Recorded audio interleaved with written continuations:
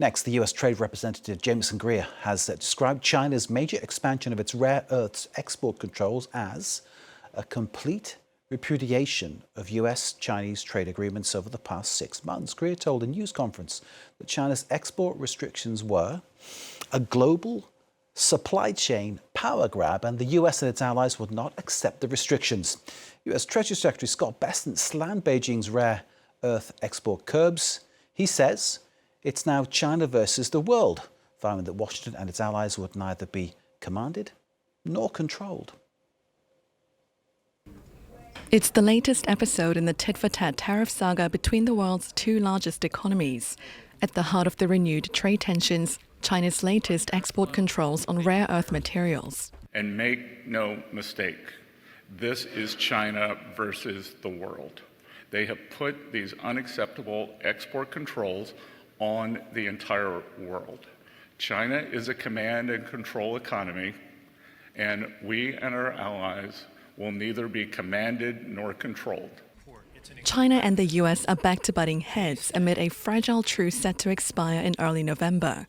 With the latest control surrounding rare earths, US President Donald Trump has threatened to impose a 100% tariff on Chinese goods starting next month, which Beijing has slammed as a double standard.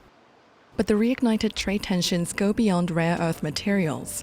On the maritime front, the two nations have begun charging additional port fees on shipping vessels carrying cargo between them, a move that could disrupt global freight flows. The US also says it stands ready to impose tariffs on China over its purchases of Russian oil, but that such action would require support from its European allies. Despite the exchange of hostilities, Washington says it does not want to escalate the trade conflict, and that Donald Trump remains ready to meet his Chinese counterpart Xi Jinping on the sidelines of the APEC summit in South Korea later this month. And wouldn't it be great to be a fly on the wall in that meeting? Let's bring in Gavin Bade. Gavin is from the Wall Street Journal, where he focuses on trade and economic policy. Gavin, great to see you. Looking forward to hearing what you've got to say about this one. Do you see this as a clash of the giants, or is there one side that's really holding, to use a Trump phrase, all the cards? I think both sides really hold a number of cards here. And really what we've seen over the past few weeks and months is this trade dispute has bled over from just being about tariffs to being about export controls, shipping fees, and a whole host of trade levers, trade negotiation tools that each side is pulling here. So while the U.S. is saying that China is weaponizing its supply chain, that's exactly what Beijing would say the U.S. has done with its extraterritorial export controls over computer chips. And so you have a little bit of what we might call superpower horseshoe theory, where each side is kind of accusing the other of similar behaviors here. I'm here on Capitol Hill today, where Jameson Greer, the trade representative, just briefed U.S. senators, Republican senators, over lunch. The feeling here is that cooler heads are going to prevail, although, Greer and Treasury Secretary Scott Bessent are talking very tough in that news conference today.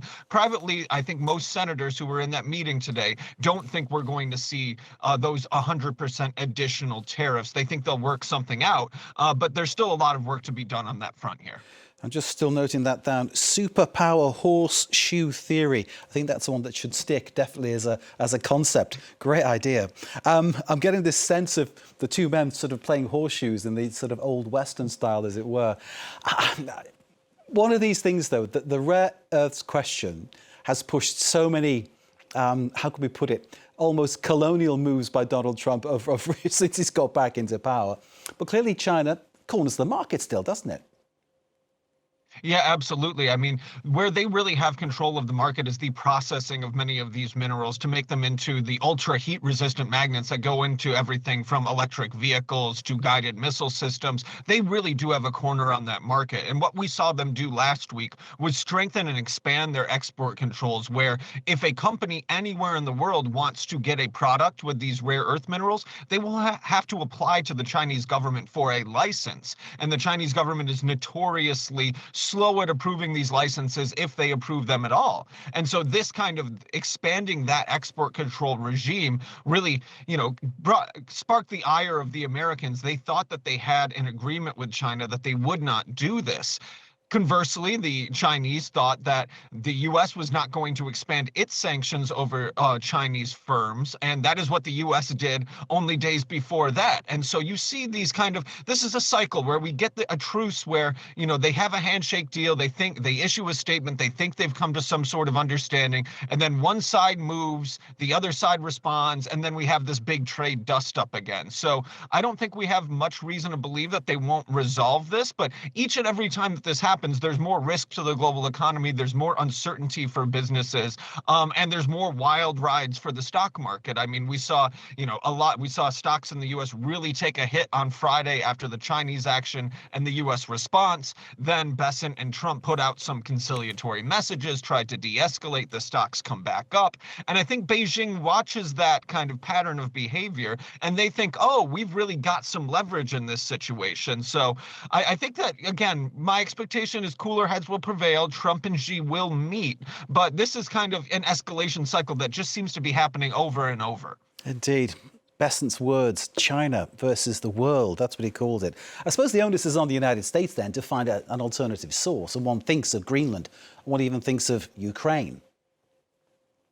Yes, and I think that it's not just the sources of these minerals, it's where do you process them? A lot of U.S. allies or the U.S. itself can produce some of these minerals, but, bringing them into a usable product is a very, time-consuming, costly, and environmentally kind of polluting endeavor. And the U.S. used to do a lot of that here. We ceded a lot of that production to China over the last few decades. And now U.S. political elites are really waking up to the fact that, we need to do a lot more of that here. So this was a topic of discussion in the first Trump term, during the Biden term, and now. But the fact of the matter is it's difficult to build these factories. It's difficult to make them profitable, especially compared to competition overseas, especially from China.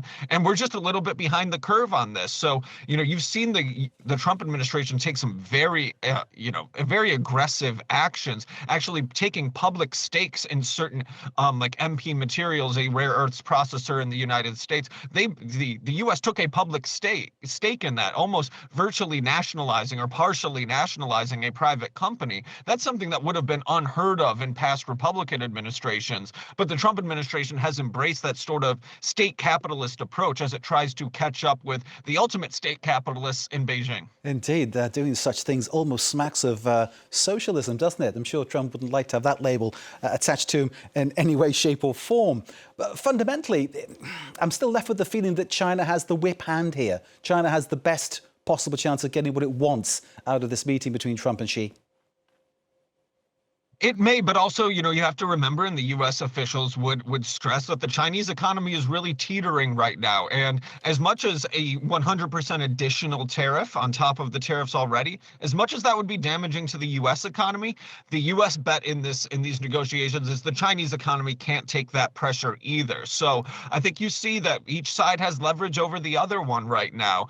And the Chinese are really playing hardball leading up to this meeting. But I think, we will see. We'll see Trump and Xi meet. They seem to like each other personally, and they'll work through a number of these issues, not just the rare earths, but Trump is very angry that China has stopped buying U.S. soybeans, for instance. The soybean farmers are really feeling the squeeze. They're waiting for a bailout from the Trump administration. Trump posted on Truth Social yesterday he's going to try to find a resolution to that issue as well. So there's a lot to talk about here. And I think we'll see, some of these issues get worked out in the weeks to come. Indeed. And the issue of tariffs, Gavin, just to sort of get this final one in for you. Clearly, when that happens, it's not good news for the stock market. It's not good news for the sort of broader economies. But of course, it's not good news for the consumer, is it?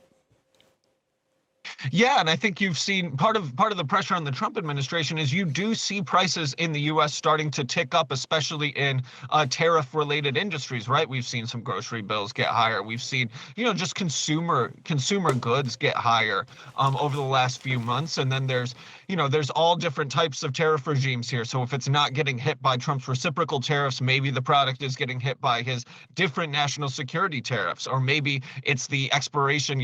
They killed off the de minimis minimis rule, which lets small shipments come into the U.S. tariff-free. You know, I just ordered something that had an extra tariff I wasn't expecting because that de minimis rule is actually not on the books anymore. So there's a lot of different price pressures on the U.S. economy. Hiring is slowing. Manufacturing jobs are lagging behind. So it's a really high-stakes game of chicken that these two leaders are playing. And I think a lot of people in this building and in the U.S. Congress really hope that cooler heads prevail. High stakes game of chicken and superpower horseshoe theory.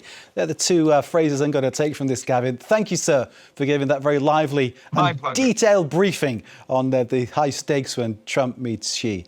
And hopefully we come back to you for more analysis if you're available, sir. Thank you very much to Gavin Bade from the Wall Street Journal, focusing on trade and economic policy with great aplomb, I will add. Thanks again, Gavin. It's time now for